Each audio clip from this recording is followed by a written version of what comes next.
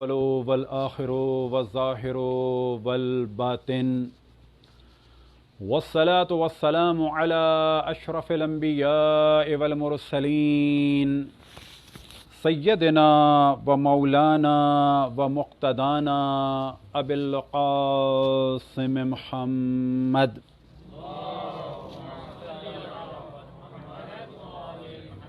وعلى أهل بيته الطيبين الطاهرين المعصومين سيما بقية الله في أراضين أرواحنا وأرواح العالمين لتراب مقدمه الفداء ولعنة الله على أعدائهم ومنكر فضائلهم وغاصب حقوقهم إلى قيام يوم الدين.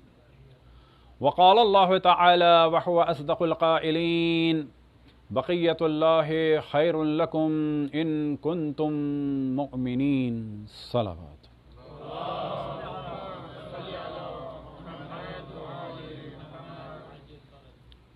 وقال مولانا ومقتدانا علي بن الحسين زين العابدين لو أن النبي تقدم إليهم في قتالنا كما تقدم إليهم في الوصايا بنا لما ازدادوا على ما فعلوا بنا فإنا لله وإنا إليه راجعون. امام زین العابدین علیہ السلام جب مدینے پہنچے رہا ہو کر تو خطبہ آپ نے ارشاد فرمایا اور کہا جا سکتا ہے کہ آئے مودت کی ایک مظلومانہ تفسیر بیان کی. آئے مودت میں حکم کیا ہے کہ اے میری حبیب کہہ دو کہ میں تم سے اپنی رسالت کی کوئی بھی اجرت طلب نہیں کرتا مگر یہ کہ میرے قربا سے مودت کرو. امام فرماتے ہیں کہ جس طرح سے رسول اللہ صلی اللہ علیہ وسلم نے ہماری محبت کا حکم دیا اس کے برخلاف اگر یہ کہتے امت سے کہ ان کو قتل کرو تو بھی یہ لوگ اتنا ظلم نہیں کر سکتے تھے کہ جتنا محبت کے حکم کے بعد ظلم کیا ہے. خداوند تبارک و تعالی تمام انبیاء، تمام اوصیاء، تمام ملائکہ، تمام مومنین جن و انس کی لعنت و دشمنان اہل بیت پر. جس طرح سے صلوات پڑھنا ایک اہم ترین عبادت ہے اسی طرح سے دشمنان خدا رسول اور ائمہ علیہم السلام سے نفرت بھی اہم ترین عبادت ہے. لیکن ایک بات یاد رکھیں اور جو جملہ مکمل ہو جائے، فرض کریں کہ جملے میں دم نکل جائے سمجھے کہ بات نہیں ہوئی. اور پہلا جملہ یہ ہے کہ صلوات کا کوئی فائدہ نہیں ہے اگر ان کے دشمنوں سے نفرت نہ ہو.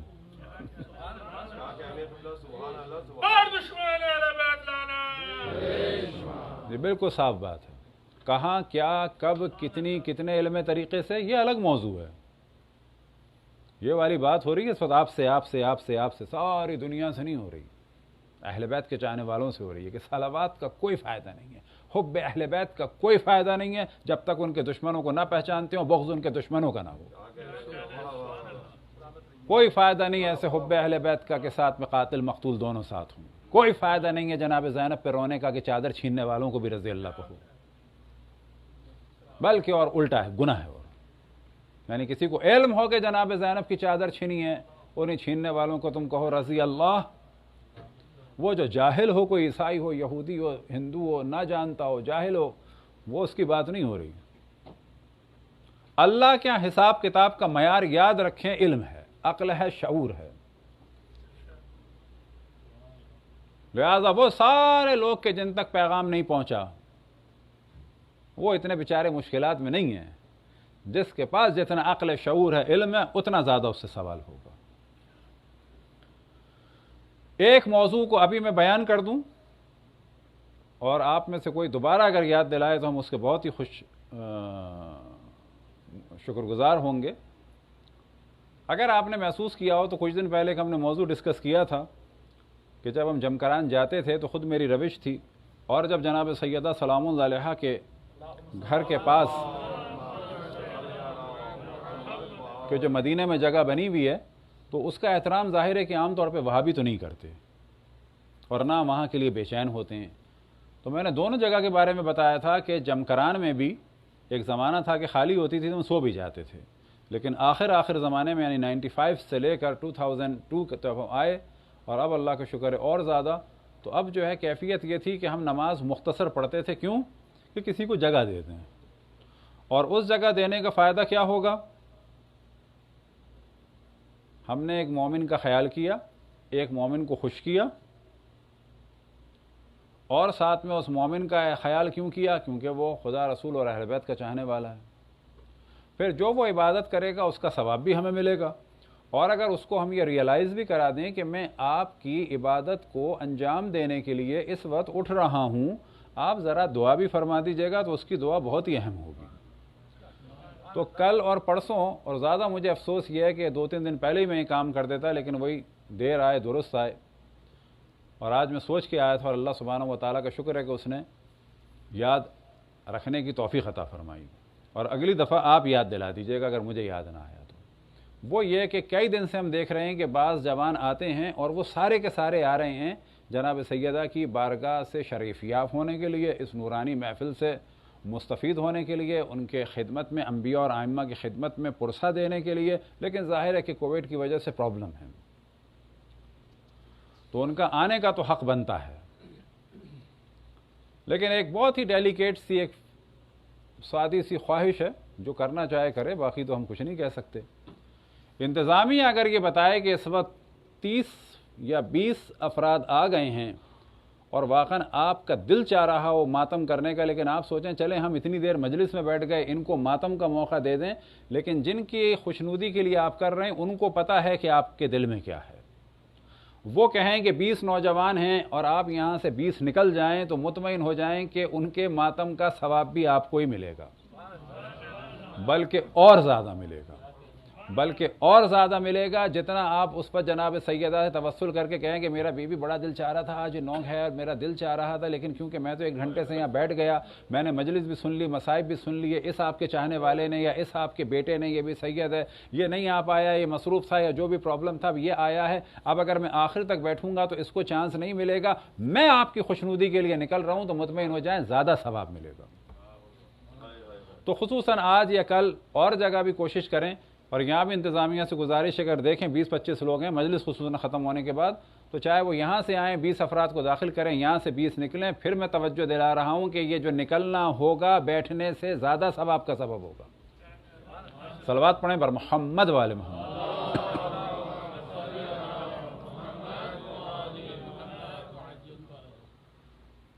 بلکہ خود جو ہمارے صاحبزادے نہیں آ رہے، میں نے بہت اپریشیٹ کیا. تو انہوں نے کہا کیونکہ یہاں نام ڈیوائڈ ہیں، ایک دن اس کو چانس ملتا ہے، ایک دن اس کو ملتا ہے، تو ان کو تو ویسے ہی بلیک میں مل رہا تھا ہمارے ساتھ ساتھ. تو خود انہوں نے کہا کہ نہیں میں گھر پہ سنتا ہوں. میں نے کہا یہ بہت ہی اچھا کام کیا، اور یہی اچھے کام کی آپ سے خواہش ہے، لیکن یاد رکھیں زیادہ ثواب ملے گا. صلوات پڑھیں بر محمد والے محمد. آپ نے محسوس کیا کہ جو بھی علائم ظہور ہم نے بیان کی، ان میں ہم نے زیادہ کوشش یہ کی کہ جو روز مرہ آپ کی زندگی میں ہو رہا ہے، اور آپ اس کے ذریعے سے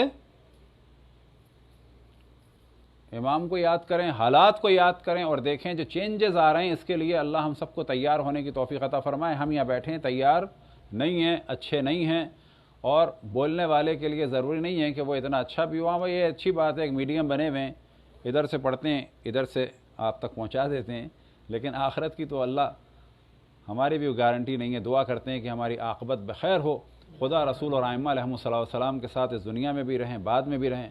ساتھ میں ایک دعا یہ کرتے ہیں، نہیں معلوم کیا لکھا ہے، یہ پہلے بھی توجہ دلائی کہ ابھی جتنے بیٹھے ہیں، خصوصاً جوان بیٹھے ہیں، یاد رکھیں یہ جو 80-90 سال کے اسپتالوں میں لوگ اس وقت پڑے ہیں، اولڈ ہوم میں ہیں، یہ سب 70 سال پہلے کے ٹین ایجر تھے. اور آپ جتنے ٹین ایجر ہیں 70 سال بعد والے بوڑھے ہیں. یہ 70 ایسے گزرتے ہیں، ایسے، یہ 80 سال ایسے گزرتے ہیں. یہ حسن و جمال ایسے خاک میں ملتا ہے.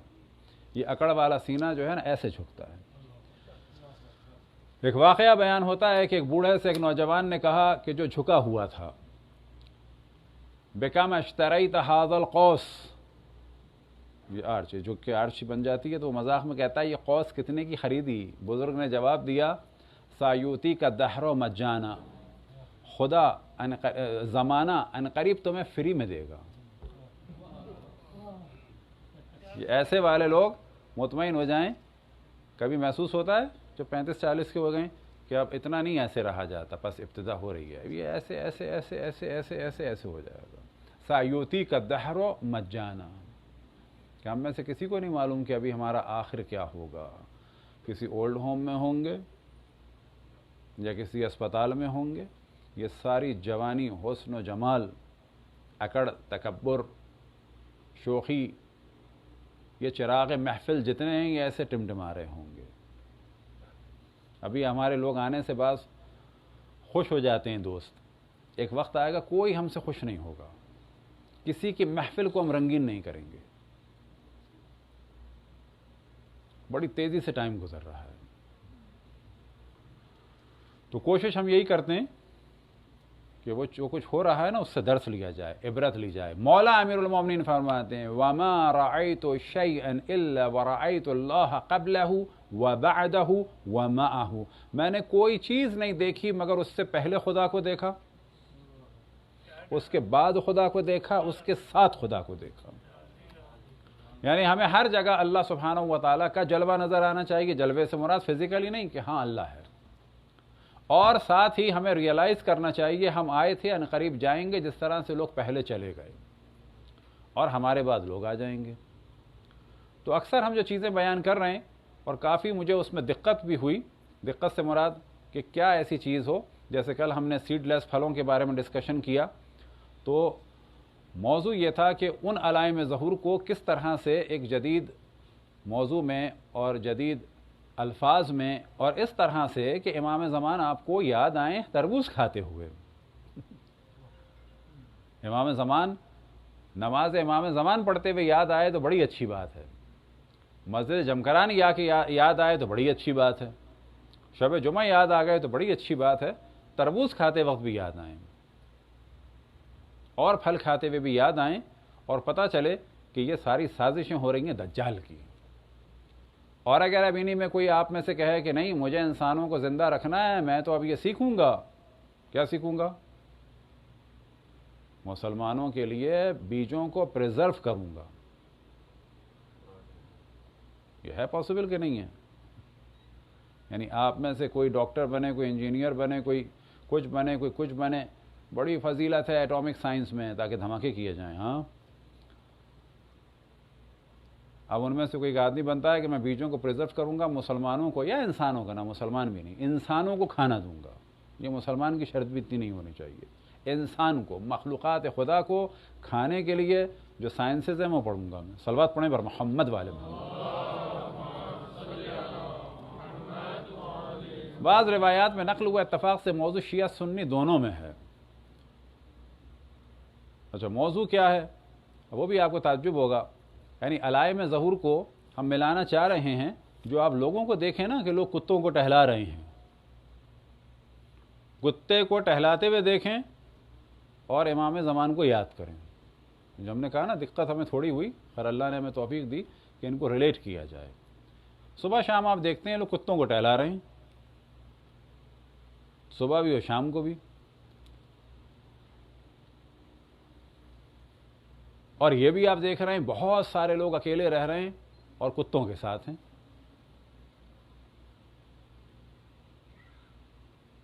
اب یہ بھی آپ کو بتا دیں, اللہ نہ کرے اگر ہم بھی اکیلے ہو گئے تو ہمیں بھی آخر میں یہی کرنا پڑ جائے گا. طہارت نجاست کا مسئلے کی وجہ سے ہم بچے ہوئے ہیں, اور اگر ہمارے لیے نجس نہ ہوتا تو ہم آپ بھی یہی کرتے سب. وجہ کیا ہے؟ انسان ایک اٹینشن چاہتا ہے. اور کتنے افسوس کی بات ہے کہ اولاد نہ دے اور کتا دے دے. اولاد مشکل کو نہ سمجھے, کتا سمجھ جاتا ہے. یاد رکھیں, ہم نے بچپن میں پالے کتے, جب ہمیں نہیں پتا تھا, اتنا طہارت نجاست کے مسئلے میں نہیں جانتے تھے. کتا فیلنگز کو سمجھتا ہے. کتے کو ڈانٹیں اس کی آنکھوں میں چینج آ جاتا ہے. کتا آپ جب خوش ہوں تو اس کی الگ فیلنگز ہوتی ہیں, الگ ریئیکٹ کرتا ہے. آپ غمزدہ ہوں تو ایک الگ ریئیکٹ کرتا ہے. اس کی دم کے ہلنے میں اور اسٹائل میں فرق ہوتا ہے, تو فیڈ بیک دیتا ہے. ایک روایت میں نقل ہوا ورأيت الرجل یا یہ کہ بعض جگہ بیان ہوا وَيُرَبِّ الرَّجُلَ جَرْوَ الْكَلْبِ خَيْرًا مِنْ أَنْ يُرَبِّ وَلَدًا، کہ تم دیکھو گے کہ ایک شخص کتے کے بچے کو زیادہ اچھے طریقے سے پال رہا ہے اور یہ بہتر سمجھتا ہے کتے کے بچے کو پالوں میں، اور زیادہ توجہ دے رہا ہے پالنے میں اپنے اولاد کی نسبت۔ یہ کہاں ہو گیا؟ جانتے ہیں ہم کہاں ہو گیا؟ کیوں ہو گیا؟ کیونکہ خاندان کا سسٹم خراب ہے۔ انسان چاہتا ہے کوئی اس کو توجہ دے۔ فیملی سسٹم یاد رکھیں، جو سب سے اہم چیز ہے، پہلے بات یہ کہ خالی فیملی کا رہنا کمال نہیں ہے، فیملی میں ایک تعلق ہونا چاہیے، ایک دوسرے کے لیے درد ہونا چاہیے۔ اگر بے حس ہیں تو بھی فیملی اچھی ہے، لیکن بے حس فیملی کا کمال نہیں ہے۔ بھائی بھائی کو پریشان دیکھے تو اس کا موڈ بدل جانا چاہیے، اور اگر نہیں بدلتا ہے اس کا مطلب ہے وہ اپنا حساب کرے میں کتے سے کم ہوں، اشرف المخلوق نہیں ہوں، میں اشرف المخلوق کہلانے کے قابل نہیں ہوں۔ باپ کو پریشان دیکھے اور اولاد میں حسن و ملال نہ آئے اور اپنے کام میں مگن ہو تو خود اپنے آپ کو کہے کہ تم اس وقت اشرف المخلوقات والی صفت سے عاری ہو، کتے سے کم ہو۔ عیناً یہی معاملہ بہن بھائیوں کا، شوہر بیوی کا، میاں بیوی کا، بچوں کا، رشتہ داروں کا۔ یہ چیز جب یورپ امریکہ میں ختم ہوئی ہے، گھر تو پہلے بھی تھے، کتا تو خیر پہلے بھی تھا، دو الگ الگ چیزیں ہیں۔ کتا پہلے بھی تھا اور بچے بھی تھے، لیکن اب کیا رہ گیا ہے؟ بچے چلے گئے، کتا رہ گیا ہے۔ کتا کیوں رہ گیا ہے؟ اگر کتا بھی جو ہے وہ کیئر لیس ہوتا اور سیلفش ہوتا تو وہ بھی چلا جاتا۔ لوگ یہی کہتے کیا فائدہ ہے اس کا، جب اپنے بچوں کا فائدہ نہیں تو اس کا کیا فائدہ؟ لیکن لوگوں نے ریئلائز کر لیا کہ ہمارے بچے فیڈ بیک نہیں دے پا رہے، ہمارے بچے جو ہے ریئیکٹ نہیں کر پا رہے، ہمارے بچے جو ہے ہمارے غم میں غمگین نہیں ہیں، ہماری خوشی میں خوشی نہیں ہیں، خوش نہیں ہیں، لیکن یہ ہے اور یہ ہو رہا ہے، بڑھے گا۔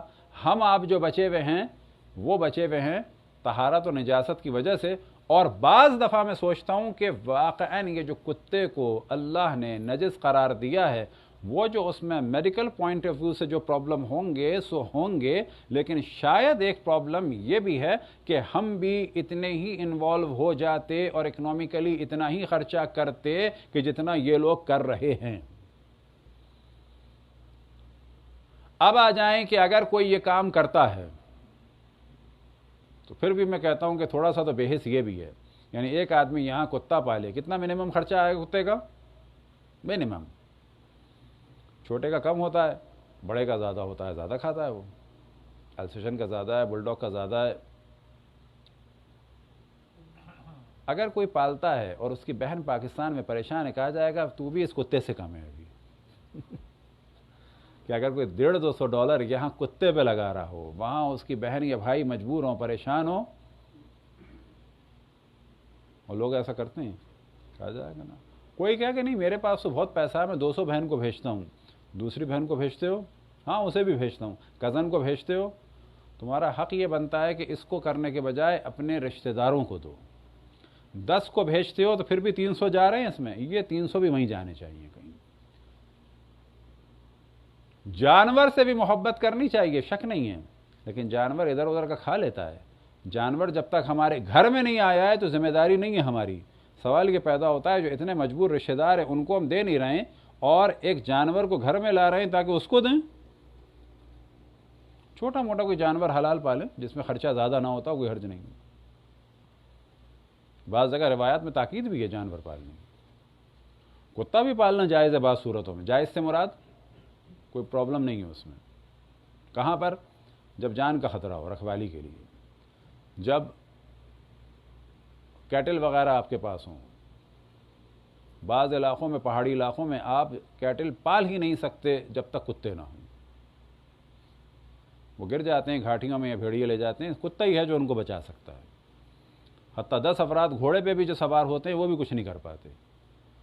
اور کہاں پر جائز ہے؟ اور جائز ہے شکار کے لیے۔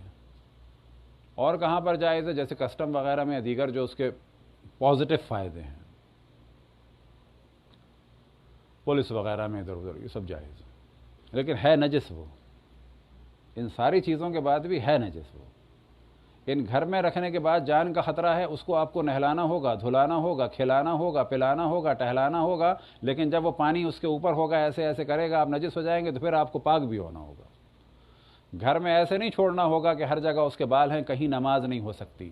اگر ایسا گھر ہو جائے گا تو پھر حرام ہو جائے گا, اب حرام ہو جائے گا.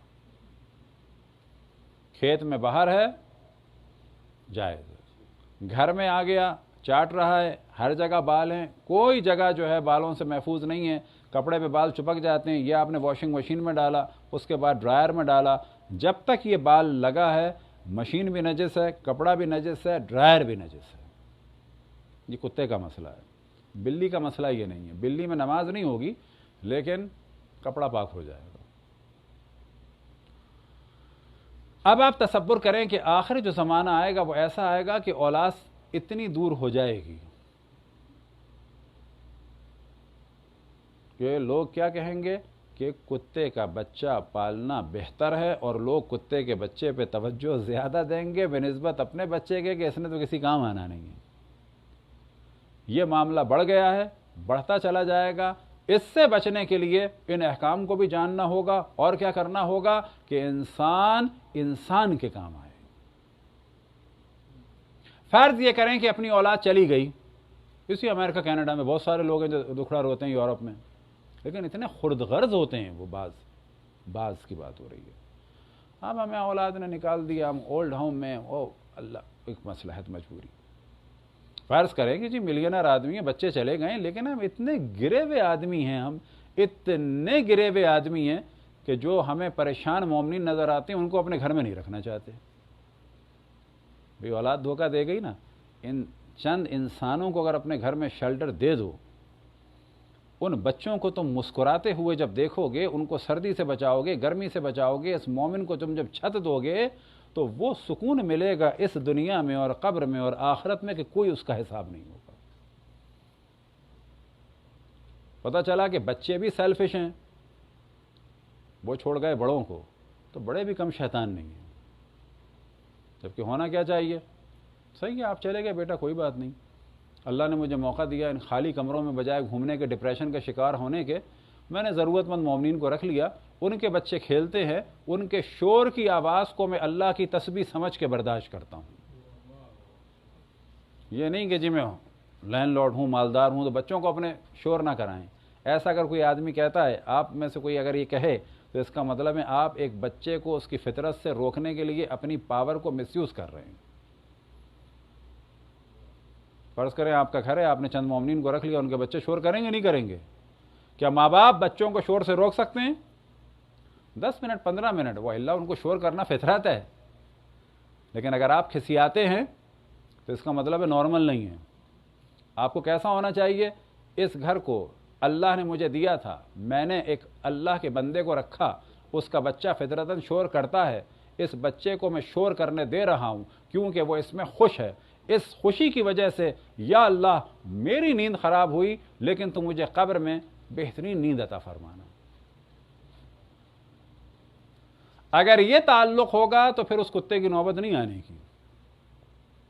بس سب سے اہم کام یہ ہے اس غیبت کے زمانے میں کہ مومنین ایک دوسرے کا خیال رکھیں, اور خیال رکھنے کے بارے میں یاد رکھیں.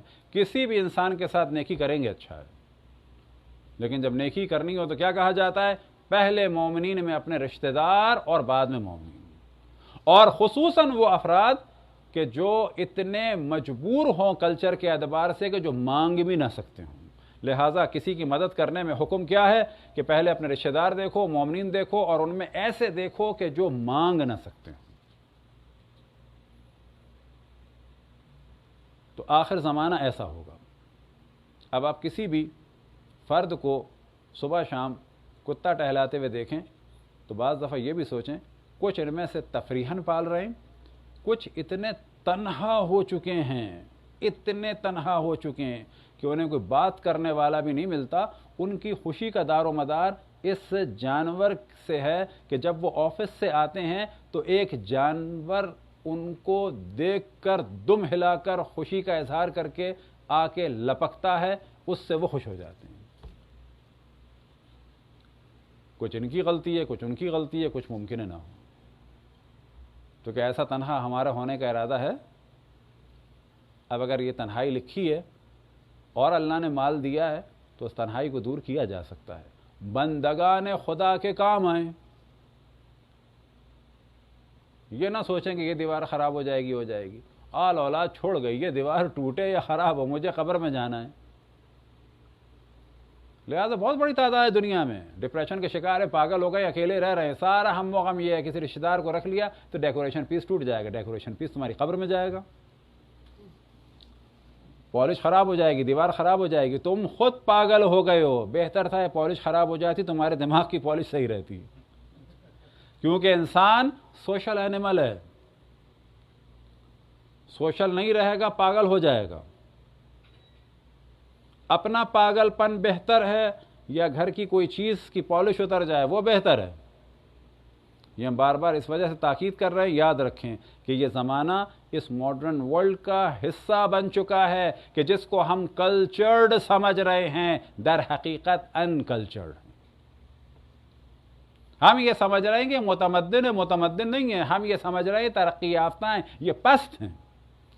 ترقی یافتہ وہ ہیں جس میں ایک دوسرے کے لیے درد ہے، ترقی یافتہ وہ ہیں کہ جو ایک دوسرے کے مسائل ڈسکس کرتے ہیں، ترقی یافتہ وہ ہیں جو ایک دوسرے کے ساتھ فری رہتے ہیں، ترقی یافتہ وہ نہیں ہے کہ جو بالکل کٹے رہتے ہیں، ان کا کوئی پرابلم ان کا نہیں جانتا، وہ کسی کا پرابلم نہیں جانتے۔ ترقی یافتہ وہ ہیں جو دوست کے پرابلم کو جانتا ہو۔ ترقی یافتہ وہ ہیں کہ جو ایک دوسرے سے اپنے مسائل ڈسکس کرتے ہوں۔ ترقی یافتہ وہ ہیں جو ایک دوسرے کے لیے جاگتے ہوں۔ ترقی یافتہ وہ نہیں ہے کہ دوست ہاسپٹل میں ہو تو وہ بڑی شارپنیس دکھائیں کہ اس وقت فون کروں گا تو وہ سمجھ جائے گا کہ مجھے پتا ہے۔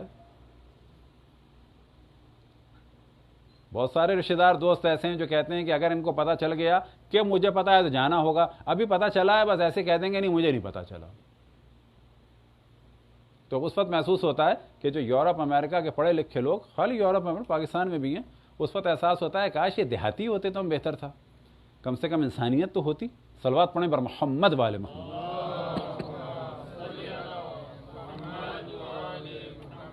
آخر زمانے میں بچے ماں باپ کی انسلٹ کیا کریں گے، عام ہوگا، اور حتیٰ معاملہ اتنا گرے گا کہ ماں باپ کی توہین پہ خوش ہوں گے۔ کیا ہوگا؟ اندر ایک بغض ہوگا، جب توہین کرے گا تو کہیں گے اچھا وہ ہم نہیں کر پائے تو اس نے کر دی۔ اندر ایک بغض ہوگا، غیرت ختم ہو جائے گی ماں باپ کی۔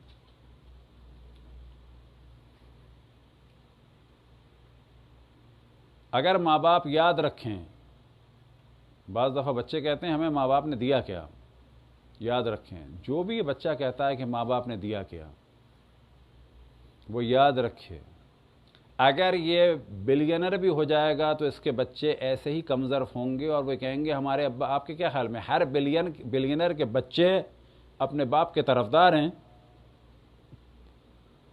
اور ہر غریب کے بچے باپ کے مخالف ہیں؟ ملینرز کے بچے ہیں جو کہتے ہیں ہمارا باپ ناکام بزنس مین ہے، ایک فیکٹری پہ زندگی گزار دی، دوسروں کو دیکھو ملٹی نیشنل کمپنیاں ہیں، ہمارا باپ ایک جاہل قسم کا، ہمارا باپ ناکام قسم کا کیا ہے؟ بزنس مین، کیونکہ بچے اس کے آگے سوچ رہے ہیں۔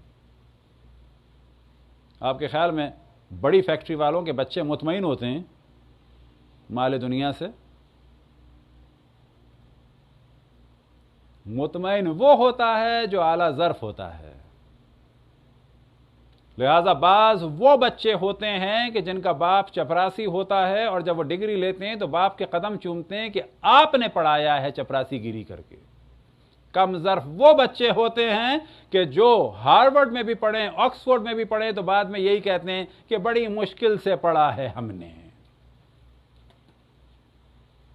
ہمارا باپ ایک ناکام بزنس مین، صرف 2-3 کمپنیوں کا مالک پاکستان میں یا یورپ میں یا امریکہ میں۔ تو یاد رکھیں آخر زمانے میں بچے ماں باپ کے خلاف ہو جائیں گے۔ اگر کسی کو چاہیے کہ اس کے بچے اچھے ہوں تو وہ اپنے ماں باپ کے ساتھ اچھا کر کے دکھائے ان کو، اور دکھانے سے بھی معاملہ نہیں ہوتا، ہمیشہ نیک کام کرے، اچھا کلچر بنائے، چاہے ماں باپ غریب ہوں چاہے ماں باپ برے ہوں۔ सलवात पढ़ें पर मोहम्मद वाले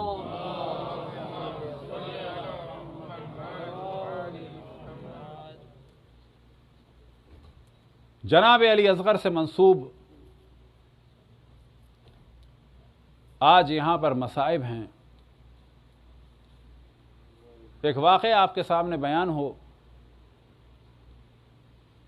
इस वाक़े को बयान किया अपनी किताब में कि उसका नाम है रूज़नहाए अज़ आलम गैब।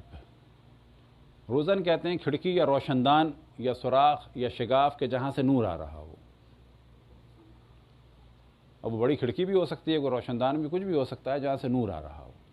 तो इस किताब के माना ये है कि आलम गैब से जो नूर आ रहा है ये इसका नाम है। ये किताब लिखी है हज़रत आयतुल्लाह मोहसिन खर्राज़ी ने, और इस किताब में उन्होंने वाक़या नक़ल किया है आयतुल्लाह अहमदी मयांजी रिज़वानुल्लाह ताला अलैह क़ुम में एक मस्जिद में बाज़ार के पास नमाज़ पढ़ाते थे, और अल्लाह का शुक्र है दर्जनों दफ़ा उनके पीछे हमने नमाज़ पढ़ी। कब कि जब दर्स से निकले और रास्ते में नमाज़ पढ़ी उनके पीछे, उसके बाद जो है वो घर की जानिब आ गए। बहुत ही मुत्तक़ी और पाक व पाकीज़ा अफराद में से। वो फरमाते हैं कि उनका एक दोस्त था मिर्ज़ा यदुल्लाह। किसका? आयतुल्लाह अहमदी मयांजी का। अभी तफसील हम क्यों बता रहे हैं कि हमारे यहाँ मौजज़ात को भी खेल बना लिया है। मिसाल के तौर पे पाकिस्तान में बाज़ जगह मातम हुआ, मौजज़ा हो गया, दीवार पे पानी आ गया। मैंने कहा खुदा का खौफ करो, दीवारें ठंडी थी, इतने लोग जमा हुए, ये यहाँ पे नमी जमा हो गई। क्यों तौहीन करते हो आइम्मा की? बाज़ जगह मैंने खुद ऐसे गिलास दिखाया ठंडा, मैंने कहा ये जो पानी जमा हुआ मौजज़ा है, अंदर ठंडा है, इधर ह्यूमिडिटी की वजह से पानी जमा हो गया। क्यों आइम्मा का मजाक बनाते हो? हरम इमाम रज़ा में जब मौजज़ा होता है तो याद रखें कि बाज़ दफ़ा हफ्ते या दो हफ्ते के बाद ऐलान होता है कि 2 हफ्ते पहले मौजज़ा हुआ था। क्यों? वजह यह है कि वो पूरी तहकीक करते हैं। मिसाल के तौर पर इस वक्त हम हरम इमाम रज़ा में किसी ने शोर मचाया, मुझे नज़र आ रहा है, मुझे नज़र आ रहा है, मुझे नज़र आ रहा है, फ़ौरन उस आदमी को ले जाते हैं, ऐलान नहीं करते। क्यों नहीं करते? इस वजह से नहीं करते कि वो जाके चेक करेंगे उसके शहर में, उसके ख़ानदान में, डॉक्टर से पूछते हैं वाक़न ये बीमार था, रिपोर्ट्स लेते हैं। जब साबित हो जाता है शहरों में, मोहल्ले में, डॉक्टर्स के ज़रिए से कि वाक़न ये नाबीना था, इस डेट तक था, और ये मख़सूसन इमाम रज़ा अलैहिस्सलाम की खिदमत में अक़दस में आया और इसको बीनाई मिली, अब ऐलान करते हैं और तबल बजते हैं हरम में। क्या फ़ायदा है इसका? फ़र्ज़ करें कि एक इलाक़े में हमने आज शोर कर दिया कि जी फ़लाने साहब को बीनाई मिल गई, और उनके मोहल्ले वाले गए यार ये तो बिल्कुल सही आदमी था। ये मौजज़ा भी झूठ है, जो बाकी मौजज़े क्या हुए वो भी झूठ होंगे। तो हरम में इतनी शिद्दत होती है, खेल नहीं बनने देना। तो अब याद रखें कि एक चीज़ है, आया आइम्मा मौजज़ा दिखा सकते हैं? तो क्या जवाब है? हाँ, आइम्मा ने मौजज़ा इस वक्त दिखाया है या नहीं, ये सवाल किया जा सकता है। फ़र्क है दोनों में। जो अपने घर में दावा करता है मौजज़े का, जब उससे आप बहस करें तो कहते हैं कि आपको यकीन नहीं है, तो इसका जवाब क्या है? भाई यकीन है, लेकिन इस वक्त हम सवाल कर रहे हैं वो दिखा सकते हैं, कोई शक नहीं है। इस वक्त हम सवाल कर रहे हैं हुआ कि नहीं हुआ। मुझे खुदा दुआ के बाद या अंबिया से मैं तवस्सल करूं, खुसूसन अशरफुल अंबिया से और आइम्मा से, वो मुझे इस वक्त पर अता कर सकते हैं कि नहीं सकते? ये आपको हक है कि यहां पर हैं कि नहीं है, ये आपको हक है। मैं आपसे दावा करूं कि मैंने अल्लाह से दुआ की, अशरफुल अंबिया तवस्सुल किया, मुझे पर मिल गए और मैं उड़ के जाता हूं। आपको क्या कहना है? बिल्कुल मिल सकते हैं। जरा दिखाइए दिए कि नहीं दिए। तो दिए या नहीं दिए, हुआ या नहीं हुआ, इस पर बहस हो सकती है, होनी चाहिए, लेकिन इसमें कोई शक नहीं है कि वो कर सकते हैं। उनके सकने में शक नहीं है, اس وقت ہونے میں شک ہوا ہے کہ نہیں ہوا. مثال کے طور پہ آپ سے کہا جائے کہ اشرف الانبیاء حضرت محمد مصطفیٰ صلی اللہ علیہ وآلہ وسلم نے سورج کو تقسیم کر دیا تھا 2 حصوں میں، روایت میں ہے کہیں نہیں ہے. چاند کو تقسیم کیا تھا، سورج کو پلٹایا تھا. میں کہوں گے نا چاند کو 6 ٹکڑوں میں کیا تھا، آپ کیا کہیں گے؟ کیا تھا کہ نہیں کیا تھا؟ نہیں کیا تھا، 2 ٹکڑوں میں کیا تھا.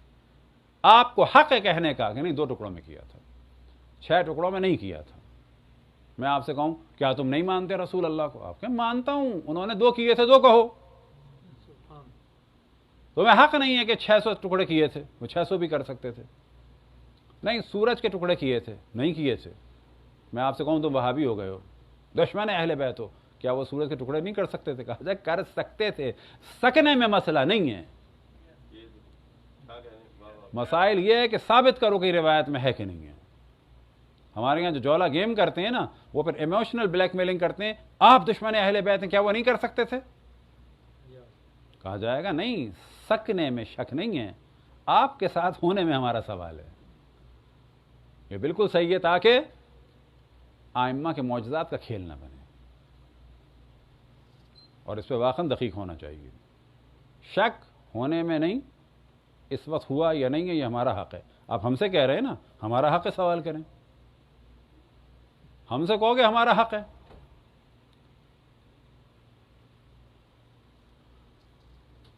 تو یہ واقعہ بیان کیا کس نے؟ کہ ٹاپ کی ہستیاں ہیں. آیت اللہ محسن خرازی استاد ہیں حوزے کے، انہوں نے کتاب لکھی ہے اور اس میں انہوں نے واقعہ سنائے. آیت اللہ کس سے؟ ان کا انتقال ہوا، یہ ابھی حیات ہیں. آیت اللہ محسن خرازی نے ان سے لکھا، اور وہ احمدی میانجی، آیت اللہ احمدی میانجی سے. آیت اللہ احمدی میانجی فرماتے ہیں میرا دوست تھا ید اللہ مرزا، وہ کہتا ہے کہ میرا بچہ، خود میرا بچہ، اس کو بیماری تھی، دورے پڑتے تھے، کپڑے نجس ہو جاتے تھے، بے حال ہو جاتا تھا. تو ایک دن اس بچے کے ماموں نے کہا کہ آؤ خط لکھتے ہیں. اس نے کہا میرا دل چاہتا ہے کہ میں اس کی جانب سے، اپنے بچے کی جانب سے خط لکھوں. کس کو؟ حضرت علی اصغر کو. اور اس کی جانب سے لکھوں گا، میں اپنا نہیں لکھوں گا کہ میرا بھانجا. اور یہ بچہ ہے 4-5 سال کا، لکھنا نہیں جانتا. خط لکھا یا حضرت علی اصغر، آپ کو واسطہ ہے اپنے والد کا، اپنی والدہ کا اور اپنی بہن کا. میں چھوٹا سا بچہ ہوں، بیمار ہوں، اور کہیں سے بھی شفا نہیں مل رہی ہے. یہ خط کس نے لکھا؟ ماموں نے لکھا. اور اب جب یہ چیز مرزا ید اللہ نے دیکھی، ان کا بھی دل وہ ہوا کہ چلو توسل کی بات ہے. بعد میں انہوں نے کیا کیا، انک پیڈ پر لے کے ایسے نشان لگایا اسی بچے کا. بچہ بالکل بے ہوش تھا، اور انگلی پھیرا کر جیسے کہ سائن کرا دیتے ہیں. اس خط کو انہوں نے بہت ہی احترام سے اپنے پاس رکھا اور سوچ رہے تھے کیا کروں اس خط کا. توسل تو ہو گیا. وہ کہتے ہیں ایک دم سے پتہ چلا کچھ لوگ کربلا جا رہے ہیں. ملاقات میں پتہ چلا کچھ لوگ کربلا جا رہے ہیں. ایک دم سے کہنے لگے بس یہ بہتر ہے. اور اس کے بعد وہ خط دیا، ان کے پاس گئے، ایک صاحب کے پاس، کہا کہ یہ ذریعہ امام حسین میں ڈال دینا. جناب علی اصغر کہاں ہیں؟ آیت اللہ بحر العلوم فرماتے ہیں امام حسین کے سینے پہ. سینے سے مراد یہ نہیں کہ امام حسین ایسے لیٹے ہیں، نہ. امام زین العابدین لٹایا تو شریعت کے مطابق لٹایا. کیسے لٹایا؟ کیسے لٹایا جاتا ہے؟ یہ قبلہ ہے نہیں، ایسے لٹایا ہوا ہے، سینہ قبلے کی جانب ہے. تو امام حسین ایسے ہیں قبلے کی جانب، فرض کریں، اور ان کے سینے سے حضرت علی اصغر کا سینہ پیٹ لگی ہوئی ہے، اور دونوں کے چہرے جو ہیں قبلے کی جانب ہیں۔ یہ بعض روایات میں بھی ہے، اور آیت اللہ مہندی بحر العلوم نے جب تعمیر کیا ہے قبر امام حسین کو اور ایک جانب سے کھل گئی تھی، وہ اپنے زمانے میں اترے تھے، تو ان سے کسی نے سوال کیا تو انہوں نے فرمایا کہ امام حسین کے سینے سے لگے ہوئے ہیں۔ وہ سینے سے کیسے لگے ہیں؟ ایسے سینے پہ نہیں ہیں، ایسے سینے پہ ہیں۔ امام حسین کا یہ سینہ، ادھر حضرت علی اصغر کی پیٹھ، اور ان کا سینہ، دونوں ایسے لیٹے ہوئے ہیں اس طرح سے۔ وقت تو انہوں نے فرمایا کہ یہ زری میں ڈال دینا جا کے امام حسین علیہ السلام کی، اس سے بہتر کیا ہو سکتی ہے جگہ۔ اور یہ خود ڈسکشن ہے کہ کچھ شہداء ادھر ہیں گنج شہیدہ میں، یہاں جو ہے امام حسین کے ساتھ یہ ہے۔ وہ کہتے ہیں ایک دن میں نے خواب میں دیکھا کہ امام رضا علیہ السلام تشریف لائے ہیں اور فرماتے ہیں کہ تمہارا خط میں نے اپنے چچا علی اصغر کو دے دیا ہے۔ عینن کے جملے۔ کون؟ امام رضا، امام۔ وہ کون؟ 6 مہینے کا بچہ۔ کیا فرماتے ہیں کہ تمہارا خط میں نے اپنے چچا علی اصغر کو دے دیا ہے۔ یہ خواب سے اٹھے تو کیا دیکھا کہ بچہ جو ہے اس کی حالت صحیح ہے، لیکن اب جو کیفیت تھی وہ ایسی نہیں تھی کہ فوراً پتہ چل جائے صحیح ہے، لگ رہا ہے یہ بہتر ہو رہا ہے، 2 دن 3 دن 4 دن پتہ چلا بالکل صحیح ہو گیا۔ لیکن پریشانی ذہن میں یہ ہے کہ امام رضا علیہ السلام کا کیا معاملہ ہوا ہے؟ یہ خط تو میں نے وہاں بھجوایا تھا۔ اب اس کے بعد اسی پریشانی میں ہے کہ بالآخر پتہ تو چلے کہ یہ امام رضا علیہ السلام کا کیا معاملہ ہے بیچ میں۔ یہ تو کربلا خط گیا تھا، یہ امام رضا علیہ السلام کیوں فرما رہے ہیں کہ تمہارا خط میں نے وہاں بھیج دیا ہے؟ اب یہاں پر کئی دن گزر گئے اور اتفاق سے وہ صاحب مل گئے، کیونکہ وہ تو جا چکے تھے، ان کے خیال میں وہ جا چکے تھے۔ کئی دن گزرے، یہ پریشان کہ معاملہ تو صحیح ہو گیا، حضرت علی اصغر نے شفا تو دے دی، لیکن یہ امام رضا بیچ میں کس طرح سے آ گئے؟ یہ کیا معاملہ ہے کہ خط میں نے دے دیا اپنے چچا علی اصغر کو؟ وہ کہتے ہیں کہ ایک دن بالآخر وہ صاحب ملے، جیسے ہی ملے میں نے پوچھا ان سے کہ کیا ہوا؟ کہنے لگے کہ ہوا یہ کہ ہم جو کربلا جانا چاہ رہے تھے، ایک کی مشکل ہوئی، دوسرے کی مشکل ہوئی، وہ 3-4 لوگ چلے گئے، میں 5واں تھا۔ میں نے کہا کہ اب میں کہاں جاؤں، میں اکیلا تو جا نہیں سکتا۔ تو میں نے کہا کہ جب جانا ہی ہے تو میں مشہد چلا جاؤں، اور جب وہاں پہنچا تو میں نے کہا اب اس امانت کا کیا کروں، کربلا تو جا نہیں رہا، یہ بھی امام ہے، میں نے وہاں زری میں ڈالا، انہوں نے وہاں ڈالا، یہاں انہیں خواب آیا۔ صلوات پڑھیں بر محمد والے محمد۔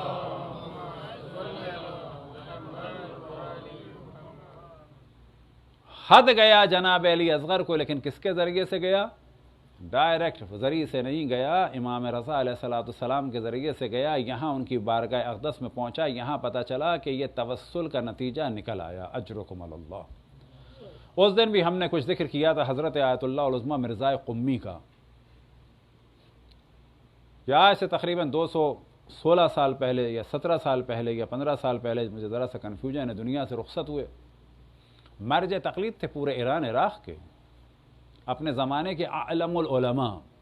آج ان کی قبر پہ انشاءاللہ جب قم جائیں تو جائیے گا، حضرت معصومہ سلام اللہ علیہا کی حرم کے سامنے ایک قبرستان ہے کہ جس کے ارد گرد دکانیں ہیں، اس قبرستان کو کہتے ہیں قبرستان شیخان،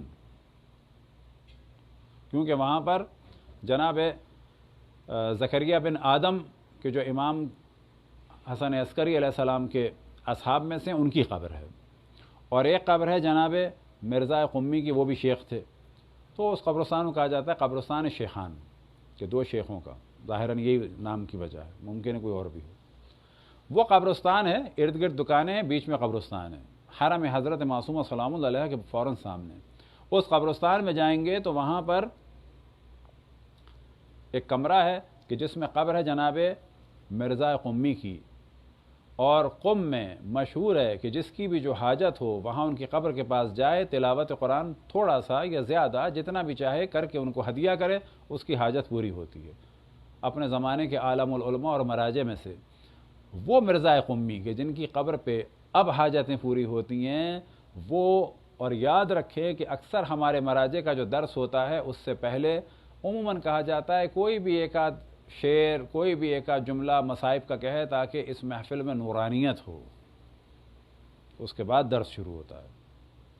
بہت سارے دروس ایسے ہیں، اور کچھ علماء ہیں کہ جو کرواتے ہیں، کچھ علماء ہیں جو دوران گفتگو کچھ نہ کچھ ذکر کر کے چاہتے ہیں کہ یہ درس جو ہے اس میں ایک ذکر مصائب اہل بیت علیہم السلام کو کچھ نہ کچھ ذکر ہو، مجلس ہو گئی۔ کچھ نہیں تو وہ کہتے ہیں کہ جو ہم نے صلوات پڑھی ہے، ایک دفعہ جو یا حسین کہا ہے جس میں ایک غم کسی آہ والی کیفیت ہے، یہ بھی کافی ہے محفل کو نورانی کرنے کے لیے۔ حسین، اس سے چھوٹی کوئی مجلس ہو سکتی ہے؟ یا حسین بھی نہیں، السلام علیکم یا ابا عبداللہ بھی بڑی چیز ہے، یہ آہ کے ساتھ ہائے حضرت زینب، یہ مجلس ہو گئی، مطمئن ہو جائیں۔ جیسے ہی آپ نے کہا پوری محفل نورانی ہو گئی۔ نہ سمجھے محفل کے لیے دری اور چاندنی اور کھانا اور پینا اور لوگوں کو بلانا وہ سب اچھا ہے، لیکن اگر آپ چاہیں اکیلے میں مجلس کریں، یا امام حسین، یہ مجلس ہے، پوری مجلس ہے، یاد رکھیں گے، کوئی کمی نہیں ہے اس میں۔ تو جناب مرزا قمی مجلس اپنے درس سے پہلے فرماتے تھے مصائب پڑھو ایک دن، اور بعض دفعہ ایک دم سے لوگ محسوس کرتے تھے، ویسے تو لوگوں پہ چھوڑ دیتے ہیں، تمہیں جو پڑھنا ہے پڑھ لو، تمہیں جو پڑھنا ہے پڑھ لو، پڑھ دو، کوئی جناب عباس کے، کوئی جناب زینب کے، کوئی جناب قاسم کے، کوئی جناب اون کے، کوئی جناب محمد کے، آخر جس نے جو پڑھنا ہے پڑھو، ذکر اہل بیت ہو گیا۔ لیکن بعض دفعہ فرماتے تھے دیکھو جاؤ حضرت علی اصغر کے مصائب پڑھنا۔ اب اس چیز کو ان کے شاگردوں نے نوٹ کیا کہ یہ کیا بات ہے، اور عیناً یہی روش ان سے لی حضرت آیت اللہ العظمی گل پائگانی نے۔ ان کے فرزندان بھی فرماتے ہیں کہ وہ گائے بگاہے مخصوصاً جمع کر کے اپنے شاگردوں کو، بچوں کو کہتے تھے کہ ذرا پڑھو آؤ حضرت علی اصغر کے مصائب۔ تو جناب مرزا قمی کی جب روش دیکھی ان کے شاگردوں نے کہ یہ جو آپ بعض دفعہ تاکید کرتے ہیں حضرت علی اصغر کے مصائب کی، اس کی کیا وجہ ہے؟ یہ حق ہوتا ہے شاگردوں کو پوچھیں کیوں؟ تو جناب مرزا قمی فرماتے ہیں اب جب سوال ہوا تو انہوں نے کہا دیکھو بات یہ ہے، کون مرزا قمی؟ مرجع تقلید پورے ایران عراق کا، 200 سال پہلے تقریباً، جن کی قبر آج بھی حاجات پورے ہونے کی جگہ ہے۔ وہ فرماتے ہیں بات یہ ہے کہ جب میں کہتا ہوں تم سے جناب علی اصغر کے مصائب پڑھو، وہ اس دن کہتا ہوں جب میں بہت شدید مشکلات میں گرفتار ہوتا ہوں تو تم لوگوں سے کہتا ہوں۔ کیوں؟ کہنے لگے جب میں بہت مشکلات میں گرفتار ہوتا ہوں تم لوگوں سے مصائب پڑھنے کا کہتا ہوں، اس وقت میں توسل کرتا ہوں حضرت علی اصغر علیہ السلام سے۔ اب اگلا سوال شاگردوں کو قطعاً حق تھا، انہوں نے کہا کہ کیوں؟ شہدائے کربلا کم ہیں؟ سب سے بڑے شہید کربلا امام وقت حجت خدا امام حسین علیہ السلام، ان سے زیادہ ہے کوئی؟ کیوں ان سے؟ تو جناب مرزا قمی جواب دیتے ہیں دیکھو میں ان سے توسل کرتا ہوں اس وجہ سے کہ جناب حضرت علی اصغر میں ایک ایسی صفت ہے جو کسی میں نہیں ہے،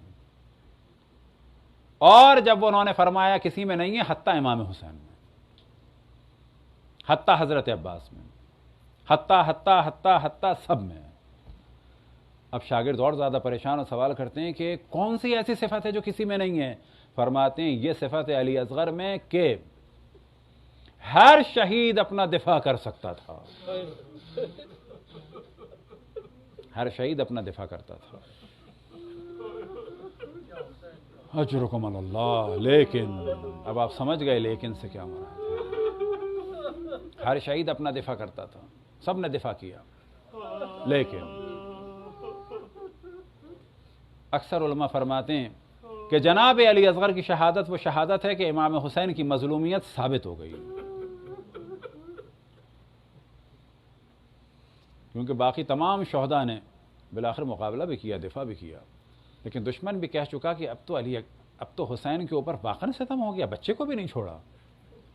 لہذا کہا جاتا ہے جناب علی اصغر امام حسین کی مظلومیت کی سند ہیں، سند یعنی سرٹیفکیٹ ہیں۔ امام حسین کی مظلومیت کو اگر انڈوس کرنا ہے کہ سرٹیفکیٹ ہے تو کہا جائے گا حضرت علی اصغر۔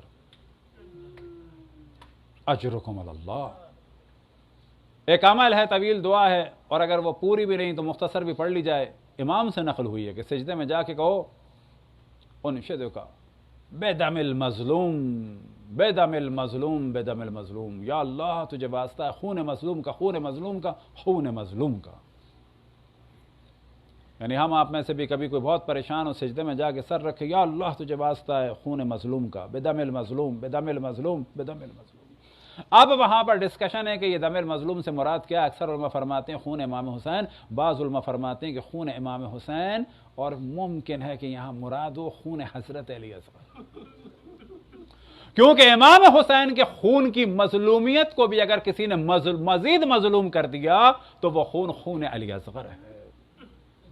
اجرکم اللہ. ایک وقت آیا کہ امام حسین رن میں تنہا رہ گئے، ایک ندا بلند ہوئی کہ جو تمام عالم اسلام کے لیے ایک سوال ہے کہ تم نواز رسول کا غم نہیں مناتے کیا؟ نواز رسول کو تم نے دیکھا اس عالم میں؟ ایک ایسا وقت آیا، اور یہی وہ تقریباً وقت تھا کہ جو آج بعض جگہ عاشور ہے، کل یہاں پر عاشور ہوگا، ایسے ہی وقت تھا کہ جب امام حسین کی ندا بلند ہوئی، حل من ذاب یذب عن حرم رسول اللہ، اور اس سے پہلے فرمایا حل من ناصر ینصرنا حل من مغیث یغیثنا، کوئی ہے جو ہماری مدد کرے، کوئی ہے جو ہماری نصرت کرے. لیکن اس کے بعد جو سوال کیا بڑا سخت سوال تھا، رہتی دنیا تک کے لیے سب کے لیے سوال ہے کہ حسین طلب کر رہے ہیں مدد کس چیز کے لیے؟ کوئی ہے جو حرم رسول اللہ کا دفاع کرے، کوئی ہے جو زینب اور ام کلثوم کی چادروں کو بچا سکے، کوئی ہے جو زینب اور ام کلثوم کو بے پردہ ہونے سے بچائے، کوئی ہے جو زینب اور ام کلثوم کے جلتے ہوئے خیموں سے انہیں نجات دے، کوئی ہے جو زینب اور ام کلثوم کے خیموں کو جلنے سے بچائے.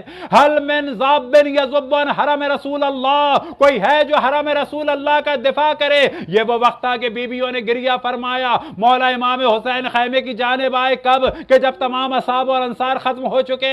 بعض جگہ منظر کشی کی زبان حال کے طور پہ علماء نے بیان کیا کہ جناب علی اصغر نے تڑپ کے بیدار بے چین ہوئے، گریہ فرمایا، اور امام حسین تشریف لائے. بیویوں نے فرمایا کہ کیا گریہ کی وجہ ہے؟ تو بیویوں نے بتایا کہ بچہ گریہ کر رہا ہے. زبان حال میں بیان ہوا کہ اپنے آپ کو گرا دیا حسین آپ کی ندا پہ لبیک کہتے ہوئے. بعض ہمارے اساتید نے کہ جب منظر کشی کی اور ارشاد فرمایا کہ ایک چیز ہوتی ہے گریہ، ایک چیز ہوتی ہے زاری. تصور کریں کہ جن کے چھوٹے بچے ہیں، فرماتے ہیں کہ جب بچہ روتا ہے تو ماں دودھ پلاتی ہے، پانی پلاتی ہے، لیکن جب علی اصغر رو رہے ہیں تو نہ دودھ ہے نہ پانی ہے. پہلا مرحلہ ہوتا ہے کہ بچہ روتا ہے، جب روتا ہے تو پہلے ماں بہلاتی ہے. اگلا مرحلہ آتا ہے ہچکیوں کا اور زاری کا، اور جب وہ مرحلہ آتا ہے تو خاندان کی دیگر خواتین اٹھ جاتی ہیں، بے چین ہو جاتی ہیں، اور کہا جاتا ہے کہ جی بچہ بلک بلک کے رو رہا ہے، حلقان ہو گیا ہے. گریہ اور گریہ کے بعد زاری. تو روایات میں نقل ہوا کہ گریہ کے وقت تو مادر علی اصغر نے اپنی آغوش میں لیا، لیکن جب زاری شروع ہوئی تو جناب زینب کبھی گود میں لیتی ہیں، کبھی جناب ام کلثوم گود میں لیتی ہیں، کبھی دیگر بیویاں گود میں لیتی ہیں، لیکن بچے کی زاری ختم نہیں ہوتی. اب دل یہ کہتا ہے کہ زاری بھی ختم ہو گئی، فقط اتنی طاقت رہ گئی کہ روایات میں ذکر ہوا کہ توجہ دلائی یا تلظعوا. ایک وقت آیا کہ جس طرح مچھلی کا دم نکلنے والا ہوتا ہے اور مچھلی آخر میں تڑپنا تو بند کر دیتی ہے، فقط منہ کھلتا ہے اور بند ہو جاتا ہے. ایک جگہ مصائب میں مشہد کے ایک بہت بڑے اولیاء میں سے تھے، وہ فرماتے ہیں کہ یتلظع کے ایک اور معنی بھی ہیں، اور وہ یہ ہے کہ جب کوئی چیز انگارے کی طرح سے جلنے لگے تو ممکن ہے یہ مراد ہو. ایک وقت آیا کہ علی اصغر اتنے پیاسے تھے کہ ان کا دہن بھی جل رہا تھا.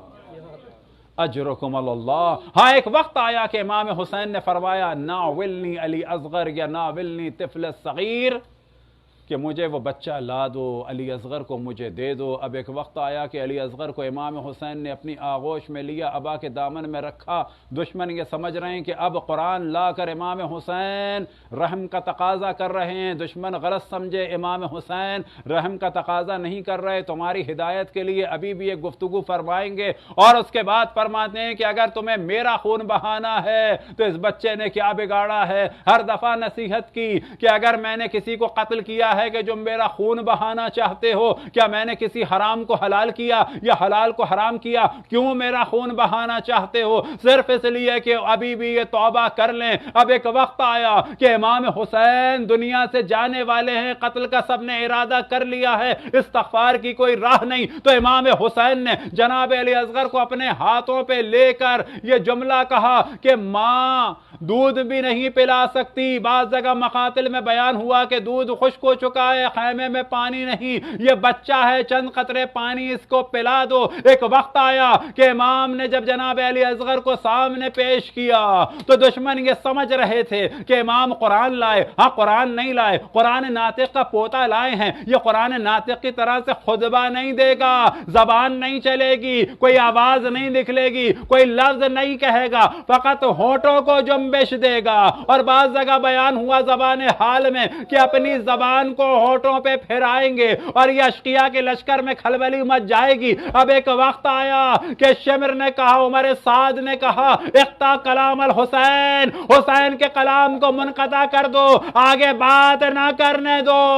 اور حرملہ نے تیر نکالا۔ اب ممکن ہے کوئی کہے کہ غلطی سے تیر نکلا، گھبراہٹ کے عالم میں اگر مان بھی لیا جائے کہ غلطی سے تیر نکلا، لیکن جب چلا رہا تھا تو اسے یقین تھا کہ یہ تیر سے شعبہ ہے۔ اب یہ تیر چلا، یہ پہلے لگا قلب رسول اللہ میں، پھر لگا قلب مولا امیر المومنین میں، ان دونوں کے قلوب کو چیرتا ہوا جا کے جناب سیدہ کے سینے میں لگا، جناب سیدہ کے قلب مطہر کو چیرتا ہوا یہ تیر نکلا، جناب علی اصغر کے گلو مبارک پہ لگا۔ مقاتل میں بیان ہوا، فقط ذبحت طفل من الاذن الى الاذن، بچہ باپ کی آغوش میں اس کان سے لے کے اس کان تک ذبح ہو گیا۔ رن میں ایک ندا گونجی مولا امام حسین کی، انا للہ و انا الیہ راجعون۔ جناب علی اصغر کے خون کو امام محمد باقر فرماتے ہیں آسمان کی جانب دیا اور ایک قطرہ بھی اس خون کا واپس نہ آیا۔ اجرکم علی اللہ۔ وہ حسین کے جو صبح سے لاشیں جوانوں کے اٹھا رہے ہیں، اصحاب اور انصار کے جنازے اٹھا رہے ہیں، لیکن اب بچے کا جنازہ نہیں اٹھتا۔ وجہ یہ نہیں کہ علی اصغر بڑے لحیم و شہیم ہیں، ارے کس طرح سے ماں کے سامنے اس ذبح شدہ بچے کو لے کے جائے۔ کبھی آگے بڑھتے ہیں انا للہ و انا الیہ راجعون، کبھی پیچھے آتے ہیں رضن بقضائہ و تسلیما لامرہ، انا للہ و انا الیہ راجعون، رضن بقضائہ و تسلیما لامرہ، انا للہ و انا الیہ راجعون، رضن بقضائہ و تسلیما لامرہ۔ دل یہ کہتا ہے کہیں مادر اصغر کی نگاہ نہ پڑ جائے۔ روایات میں نقل ہوا خیمے کے پیچھے آئے، زینب کی آغوش میں اصغر کو دیا، کہیں نگاہ مادر اصغر کی اس بچے پہ نہ پڑ جائے، بچے کو دفن کر دیا۔ لیکن یہاں حسین کا سر تن سے جدا ہوا، نو کے نیزہ پہ بلند ہوا، جنازوں سے سر کٹنے لگے، علی اصغر کا جنازہ بھی نکالا گیا، سر تن سے جدا ہوا، بس مصائب ختم ہو گئے۔ مولا آپ یہ چاہتے تھے کہ ایک نگاہ نہ پڑے قاسم کے جسم پر رباب کی، لیکن کربلا سے کوفہ، کوفے سے شام، علی اصغر کا سر مادر علی اصغر کی نگاہوں میں۔